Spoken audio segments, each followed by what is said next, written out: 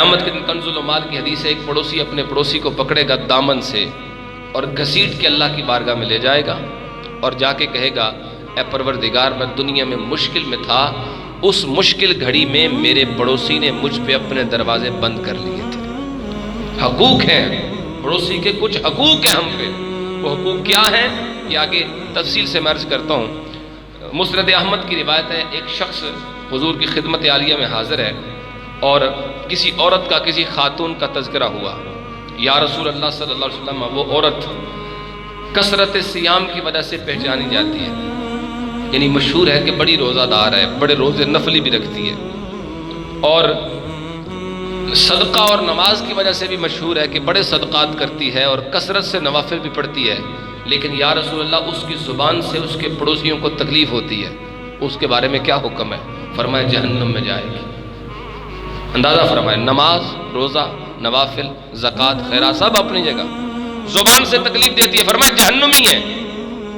پھر ایک عورت کا تذکرہ ہوا، یا رسول اللہ فلاں عورت نماز فرض ہی پڑھتی ہے، زیادہ نفل کوئی نہیں پڑھتی، اور صدقے کا آپ یوں سمجھ لیں کہ وہ پنیر کے ٹکڑے کے سوا کسی کو کچھ دیتی نہیں ہے، مطلب تھوڑا سا صدقہ کرتی ہے، زیادہ کوئی نہیں کرتی، لیکن یا رسول اللہ اپنے پڑوسیوں کو ایذا نہیں دیتی، فرمایا یہ عورت جنت میں جائے گی۔ اندازہ فرمائیں، مطلب اگر میں بہت بڑا نمازی ہوں، بہت بڑا عابد ہوں، بہت بڑا پرہیزگار ہوں، اور میری وجہ سے میرا پڑوسی تکلیف میں ہے، اس کی عزت تکلیف میں ہے، اس کی جان تکلیف میں ہے، اس کا مال نقصان میں ہے، تو پھر سمجھ لیں کہ میرا کوئی حال نہیں، اور پھر محاسبہ کر لیں اپنا، سیدھے ہو جائیں بالکل، ورنہ حضور کی اس حدیث کے ہم مصداق بن جائیں گے، اعمال سارے ایک طرف دھرے کے دھرے رہ جائیں گے اور اللہ پکڑ کے گھسیٹ کے جنت میں ڈالنے کی بجائے جہنم میں پھینکے گا۔ اس لیے ہم خوش کر لیں اس دنیا کے اندر، یہ وہ عمل ہے، بعض اوقات چھوٹا سا گناہ بندے کے جہنمی ہونے کا سبب بن جاتا ہے، اور بعض اوقات چھوٹی سی نیکی بندے کے جنت میں جانے کا سبب، اس لیے پھونک پھونک کے قدم رکھنا ہے۔ نبی پاک علیہ الصلوۃ والسلام نے ارشاد فرمایا،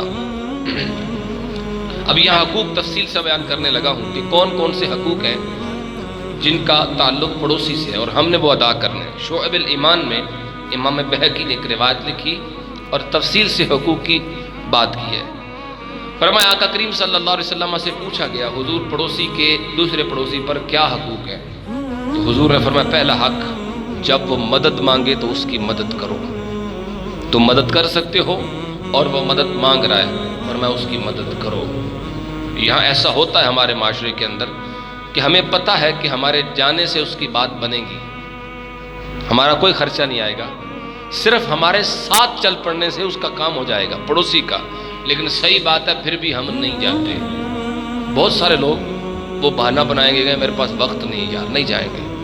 نبی پاک علیہ السلام کی ایک حدیث سنیے، حضور فرمایا میرا کوئی امتی میرے پاس آ جائے، ایک مسلمان آ جائے اور مجھ سے آ کے کہے یا رسول اللہ فلاں حاجت ہے، آپ کا ساتھ چلنا ضروری ہے، آپ میرے ساتھ چلیں بس، اور دوسری طرف فرمایا مفہوم حدیث ہے میرے پاس موقع ہو کہ میں اس مسجد میں یعنی مسجد نبوی کے اندر اعتکاف کر سکوں، حضور کا اعتکاف اور مسجد نبوی کا اعتکاف، حضور فرمایا اعتکاف چھوڑ دوں گا، مسلمان کے ساتھ جاؤں گا۔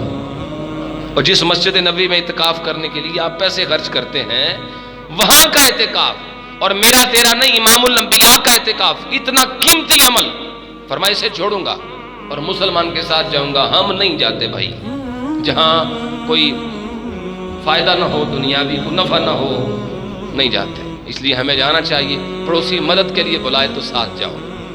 حضور فرمایا قرض مانگے تو قرض دو۔ مفتی شہید مفتی احمد یار خان نعیمی رحمۃ اللہ تعالی علیہ فرماتے ہیں صدقے کا ثواب ایک گناہ ہے، صدقے کا ثواب ایک گناہ ہے، لیکن کسی کو قرض دینے کا ثواب 18 گنا ہے، زیادہ ہے۔ اور اس کی وجہ بھی بیان کی کہ صدقہ آپ جس کو دے رہے ہیں ہو سکتا ہے اس وقت اسے ضرورت نہ بھی ہو، اس کا کام چل رہا ہو، اپنی مرضی سے آپ دینا ہے تو بغیر ضرورت کے بھی ہو سکتا ہے وہ قبول کر لے، اتنی اسے حاجت نہ ہو، لیکن فرماتے ہیں جو شخص قرض مانگ رہا ہے یقیناً اسے بڑی حاجت ہے، یقیناً اسے بڑی سخت ضرورت ہے، تب ہاتھ پھیلا رہا ہے، تب وہ قرض مانگ رہا ہے، اس لیے قرض دینے کا ثواب زیادہ ہے۔ پھر نبی پاک علیہ السلام نے فرمایا اگر وہ محتاج ہو جائے تو پھر اسے عطا کرو، یعنی اس کی محتاجی دور کرنے کی کوشش کرو۔ پھر فرمایا بیمار ہو جائے تو اس کی عیادت کرو۔ پھر فرمایا جب اسے خیر ملے تو مبارکباد دو، کوئی اچھی خبر ملے مبارک دو۔ فرمایا مصیبت پہنچے تو پھر اس کے ساتھ تعزیت کرو، افسوس کا اظہار کرو۔ فرمایا اگر وہ فوت ہو جائے تو اس کے جنازے میں ساتھ چلو۔ یہ حقوق بیان کیے جا رہے ہیں، اور یہ بات اگلی بڑی تگڑی ہے۔ حضور فرمایا بغیر اس کی اجازت کے اپنی عمارت کو اس سے بلند نہ کرو۔ یہاں کون پوچھتا ہے کوٹھی بناتے ہوئے ساتھ والے سے کہ بنا لوں، دوسری منزل بنا لوں، تیسری بنا لوں؟ کوئی پوچھتا ہے؟ اجازت کیوں اجازت ضروری ہے؟ دو وجوہات ہیں۔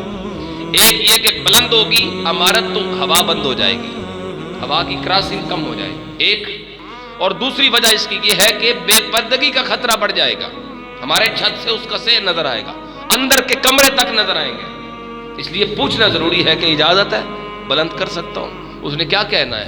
تیرا پیسہ ہے، تیرا گھر ہے، تیری جگہ ہے، اجازت ہی دینی ہے، لیکن پوچھو تو صحیح نا، مروت کا حق تو ادا کرو نا۔ نہیں کرتے، اپنی مرضی کر رہے ہیں۔ پھر نبی پاک علیہ السلام نے فرمایا اپنی ہنڈیا سے اسے ایذا نہ دو، یعنی تمہارے گھر بہترین کچھ سالن پک رہا ہے، کوئی چیز پک رہی ہے، تو اگر خوشبو پہنچتی ہے تو فرمایا کچھ تھوڑا سا نکال کے اس کے گھر بھی بھیجو، ایذا نہ دو اسے اپنے سالن کے ساتھ، اپنی ہنڈیا کے ساتھ، مگر یہ کہ اس میں سے نکال کے کچھ تھوڑا سا اس کے گھر بھی بھیجو۔